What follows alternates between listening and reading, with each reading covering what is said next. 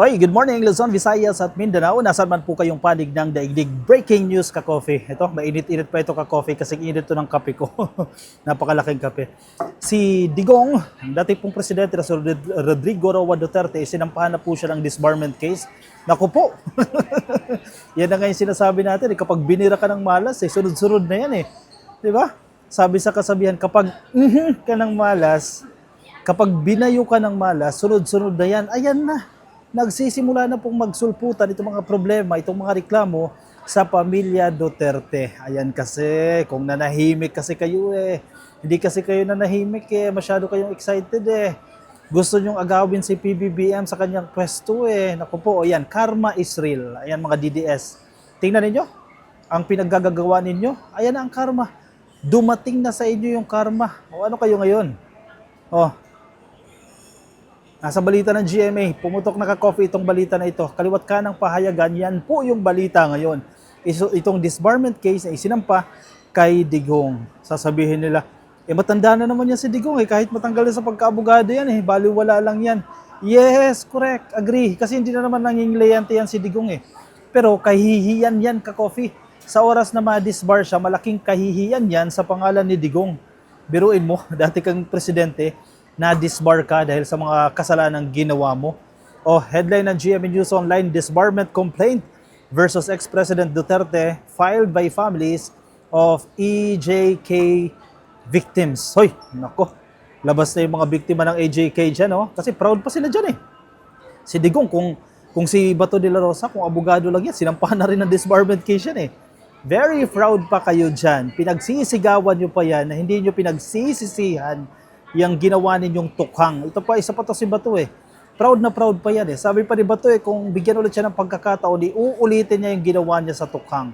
Matapos yung kanilang mga pag-amin dyan sa investigasyon ng Quad Committee, sa investigasyon ng Senado, ayan, amin pa kayo more. Kakaamin ninyo, nakuhaan kayo ng ebidensya. Teka, kape muna tayo. Actually, matagal na itong hinihintay Marami nang naghihintay dito Families of victims of EJK and human rights advocates on Friday filed a disbarment complaint against former President Rodrigo Roa Duterte with the Supreme Court. Uy, hala kayo. Lagi niyong hinahamon. Sige, magsampa kayo ng kaso. Yan na, nagsampa na. Yung request niyo na magsampa ng kaso, isinampa na. Isinampa na po yan sa Korte Suprema. Naku po, mukhang may madidisbar mababawasan yung bilang ng mga lisensyadong abogado dito sa Pilipinas. Sino yung mga nagsampa nito ka-coffee? The advocates carried placards with Duterte's picture that read, "Mamamatay tao, hindi karapat-dapat na abogado." Aray, ang sakit niyan ka-coffee Imagine mo, ikaw vice-presidente, ikaw si Sara, sasabihin na yung tatay mo mamamatay tao yan. Medyo masakit po yan sa damdamin. At hindi daw po dapat na abogado.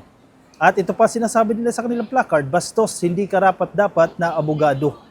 Biruin mo sasabihin yung tatay mo ng bastos, magiging proud ka pa ba niyan? At umamin pa mismo si Digong sa mga investigasyon. Gigil na ka-coffee itong mga pamilya ng biktima ng tukhang. Napakarami yan Diba? Hindi mo na mga mabilang yan 30,000? Tinukhang? Sasabihin, collateral damage? Hindi collateral damage yan. Dahil planado yan. Hindi pa natin pinag-uusapan dito yung reward system na magdidiin pa sa kanila. Itong reward system na yan. Sige, tsumugi ka ng dagang kanal dyan. Magtumba ka ng isang allegedly suspect pa lang ka-coffee. Itumba mo yan, bigyan ka ng pera. Di ba? Hindi pa kasama yan. Yung reward system nila. Na yan din ang magpapahamak sa kanila dahil mga nabulgar yan sa Quadcom Kaya galit na galit yung mga yan sa Quadcom dahil sinisingil sila. Naku po. Alam mo ang remedyo na lang nila dito? Manalo si Sara. Kailangan manalo si Sara sa pagka-presidente sa 2028 yan para magkaroon sila ng proteksyon at maging favorable sa kanila yung magiging desisyon. Yan ang gagawin nila Siyempre, tatrabahuin nila yan Pag si Sara ay presidente na, madali na lang para sa kanila yan. Trabahuin nila yan. Sabi ng abogado, witness po tayong lahat dito. Witness ang buong mamamayan dito. Nakita natin kung paano nagbura, kung papaano laitin ang mga kababaihan, kung papaano i-shortcut ang proseso, kung papaano ibaliwala ang proseso, kung papaano tsumugi ng tao ang kung paano tsumugin ng tao ang taong ito. Agree? Si Digong mismo, maamin mismo yan. O paano niya i-deny yan? Witness daw ang taong bayan, ang buong Pilipinas, saksi sa mga pinaggagawa ni Digong. Uy, nasa pahayagan yan, kaliwat kanan, makikita mo yan, mapapanood mo yan kung anong pinaggagawa nila sa Pilipinas. Yan po ang sinasabi ni Attorney Vicente Jaime Topacio. Oy, si Topacio. Si Vicente Jaime Topacio, ha? One of the complainants said in an interview, sige, wala po siyang karapatan maging abogado po sa ating bansa. Dagdag pa po ng abogado. Naku po, mga DDS, maglalabasan yan ngayon, magsisigawan yan. Ayan, si Marcos na naman ang may kapakanan yan. Political persecution na naman yan. Inutusan ni FL yan na magsampa ng disbarment case. Yan ang bintang na naman nila. O yung mga biktima ng AJK, sinuhulan ni Martin Romualdez yan para magsampa ng disbarment case. Aba, yan kasi, tirada ninyo, kinarma kayo, bumalik sa inyo yung pinaggagawa ninyo. Aside from this, Topacio also said Duterte's remarks before the House Quad Committee, ito yung investigasyon ng House of Representatives, should be brought before the Supreme Court. Ang daming ebidensya. Di ba? Yung mga pag-amin, kung mahusay lang yung abogado ka-coffee na mag-handle dito sa disbarment case na yan, matatanggal sa pagka-abogado yan si Digong kasi nilulusot yan sa technicalities. Usually naman, kahit may kasalanan ka, di ba? Kung mahusay yung abogado mo, madadaan sa technical, ma-dismiss yan. Eh si Digong, given na yan, billions of pesos ang ari-arian yan. So mabilis lang yan kumuha ng magagaling na abogado. So sana, itong nag-file ng disbarment case, makakuha ng enough support para makakuha ng pinakamahuhusay na abogado at mapalakas yung kanilang case against Digong para mag-succeed sila dyan. Kasi baka technical lang sila dyan di ba? During one of the Quadcom's hearings, Duterte claimed that he had tsugi. Palitan natin yung term May chinugi daw siya. At least 6 people during his time as mayor of Davao City. Confession. Nag-confess si Tatay Digong. Umamin siya. Tsumugi daw siya ng 6 na tao noong siya po ay alkalde pa lamang. Paano na yun? Naging presidente siya. Later, Duterte said he also tsugi a lot of crook police officials. Paano yung mga pamilya nito, mga biktima na to? Nakakapagtaka dito kay Digong. Bakit proud na proud pa siya sa kalokohan niya? Bakit ipinagmamalaki niya pa itong pagtsugi niya ng mga police officials, pagtsugi niya sa mga suspect Suspect lamang ito, wala pang judgment, wala pang verdict. Kaya nakakatawa kayo na manghihingi kayo ng due process, samantalang si Digong, in-afford niya ba itong due process dito sa mga suspect na to? Parang wala akong nakikita o nababalitaan na ginawa niyan. Tapos kayo ngayon, nagde-demand kayo ng due process. Topacio said he is the son of peace consultants Agaton Topacio and Eugenia Magpantay, who were slain during the Duterte administration. Hindi si Topacio to na abogado ng SMNI na abogado ng nila Teves, ibang Topacio ito. The other complainants are Karapatan Secretary General Tina Palabay, Father Manuel Gatchalian, Bayan Secretary General Raymond Palatino, Justicia Secretary General Ofelia Balyeta, Liore Pasco, Rosenda Lemita, Lizel Asuncion, Lian Porquia, Saturnino Ocampo, ito yung presidential candidate, di ba? Dati, Norma Doliaga, Orly Marceliana, Gabriela Dalena, J. Luis Burgos, Bonifacio Ilagan Sr., Eleanor Llanes, at si Tina Aguel Romero. Ang dami nitong complainant ng gustong matanggal sa pagkaabogado. Kinatawan pa lang yan Parte lang yan ng libo-libong Pilipino na gustong matsugi itong si Digong bilang isang abogado. When sought for comment, former Chief Presidential Legal Counsel Salvador Panelo said no court has convicted Duterte of any crime involving EJK. Sige Panelo, hintay ka lang. Darating din yan. Ayan, nagre-request kayo pag dumating yan. Sige, sabihin niyo si PBBM na naman may kasalanan yan. So, sabi ni Panelo si Panelo nagsasalita so there is already no basis for that disbarment, sabi ni Panelo. Sabi niya sa kanyang forum sa agenda.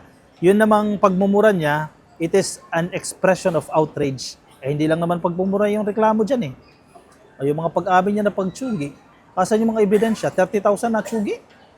O yung mga pronouncement ni Digong, natsugiin kita. Pag-amin niya mismo sa Quadcom, hindi ba matibay-tibay ng mga ebidensya yan? Tingnan natin. Depende yan. Di ba tayo abogado, no? Pero yung sabihin ni Panelo na walang basis sa disbarment, hindi siya magdidesisyon. Korte Suprema ang magdidesisyon yan. Hindi siya. Abogado siya pero wala siyang karapatan magdesisyon na sabihin na walang batayan yan. Opinion na lang siguro yan, pero yung desisyon, hindi na kayo. Wala na kayo sa pwesto para kayo magdesisyon dyan. Meanwhile, Pasco said Duterte should not be a lawyer as lawyers should fight for the rights of Filipinos, especially the poor. Pasco is the mother of Crisanto and Juan Carlos who were killed during an anti-drug operation in May 2017. Sabi nga ng mga netizens, bakit? Si Gado, na-convict ba siya? Para ma-disbar siya? O, na-disbar si Gado na-convict ba siya? Kung yan ang prinsipyo ni Panelo, na hindi mo walang basis dahil hindi na-convict ng anumang korte itong si Digong. So, mukhang inconsistent yan ka-coffee. Tatandaan din ninyo, sinasabi rin ni Digong na kinukuha niya ang full legal responsibility sa lahat ng mga nangyari. Sana ba yun? Ayan, full legal responsibility. In October, Duterte told a congressional hearing that he will take full legal responsibility for his administration's war on drugs. O, nasaan na? Accountable ba siya dyan? Saan yung sinasabi niyang, I will take full legal responsibility? Sino bang nakulong? Si Digong ba? Kundi mga tauhan niya. Di ba? Nakakatawa itong si Digong sa pinaggagawa niya. Tinan niyo yung karma, di ba? Ang bilis ng karma, oh. Actually, medyo matagal pala sa panahon nila. Kasi 6 years sila nakalipas. So, ayan, 3 years. Within 3 years, ayan, sunod-sunod na po yung mga kamalasan ba ito? Binibira na sila ng malas. So, tingnan ninyo yung perception ng taong bayan, ng publiko. Galit na sila sa mga Duterte. Ang baba ng rating ni Sara. Dahil hindi nila gusto yung ginagawa ni Inday at ng pamilya Duterte. Kung nanahimik lang kayo, hindi ninyo binira ng binira yan si PBBM.